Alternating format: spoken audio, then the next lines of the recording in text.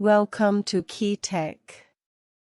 Please describe this channel if you're interested in today's video.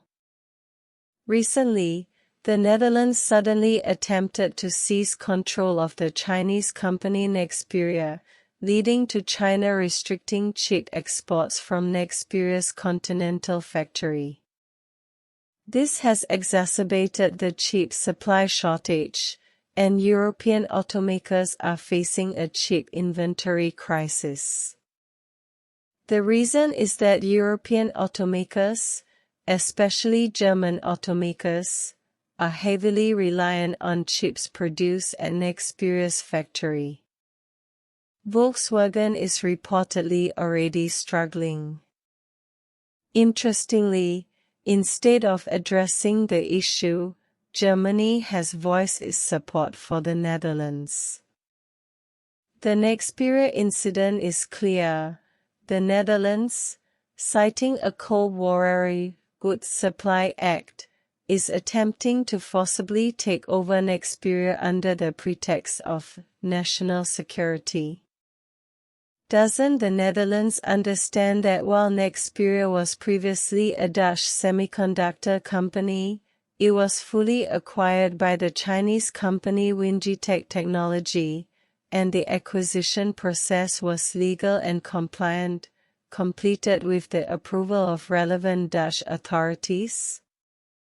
Now that Wingitech has revived the heavily indebted Nexperia, the Netherlands is trying to forcibly take it back. The Netherlands' actions have drawn significant global attention, with everyone understanding who is right and who is wrong.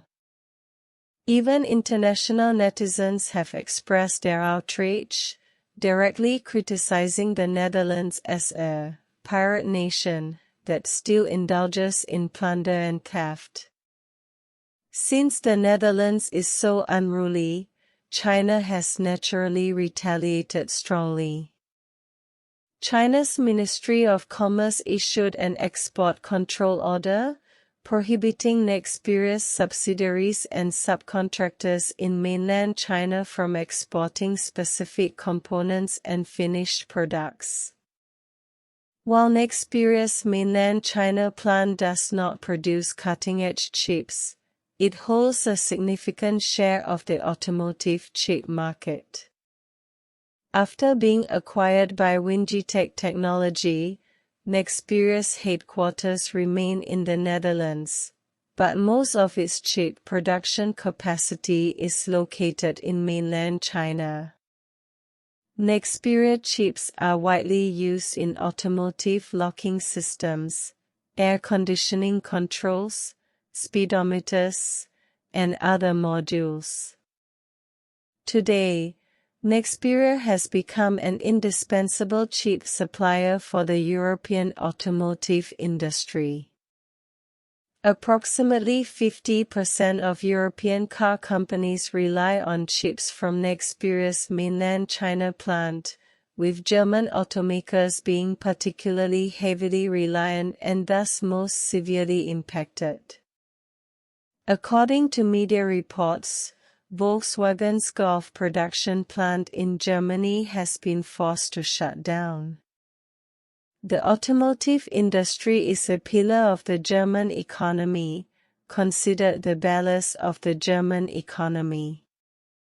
It contributes approximately 5% to the GDP annually and affects the livelihoods of millions, impacting not only the economy but also social stability. Logically, Germany should be actively addressing the serious problems facing its automakers, directly pressuring the Netherlands to abandon its blatant takeover of Nexperia and return the assets and control immediately, while also expediting communication with China to resolve the issue. However, unexpectedly, German Economy Minister Sven Schulz voiced his support for the Dutch approach. Sven Schulz stated that the Dutch government's forced takeover of Nexperia was entirely justified and considered the intervention very wise. Isn't it surprising that German politicians seem unconcerned about their automakers' problems, instead supporting the Netherlands? Currently, Volkswagen's Wolfsburg plant in Germany has halted production due to a shortage of power chips. BMW's Munich X5 production line has stopped due to a microcontroller supply disruption, and Mercedes-Benz S-Class sedan has begun reducing production due to a shortage of sensor chips. German politicians are ignoring the plight of their automakers, not only expressing support for the Netherlands but also blaming the problems on the automakers. Recently, German media outlets such as the Süddeutsche Zeitung reported that the current predicament of German automakers facing a chip supply disruption from mainland China is largely self-inflicted by the German automotive industry itself. Their lack of effort over the years has led to excessive reliance on Chinese chips. When China launched its Made in China 2025 plan, Germany also proposed its Industry 4.0 strategy, essentially launching at the same time. However, German brands only focus on thriving in the mainland Chinese market, neglecting their dependence on chips. But the German media has overlooked the complementary nature of the trade relationship between the two countries. They have also profited immensely from China's manufacturing development. Currently, German politicians are disregarding the plight of their own businesses, but China hasn't completely blocked them. Rather, it has imposed certain conditions. Nexperia China has notified European automakers that chip supplies can resume, but purchases must be made in RMB. Reportedly, German giants like Volkswagen and BMW are already queuing to sign new agreements, as their production is nearing a halt, and they have no choice but to comply with the rules set by Chinese companies. Regarding the bewilderment of German and even European politicians, foreign media outlets suggest that if this continues, Europe is essentially doomed.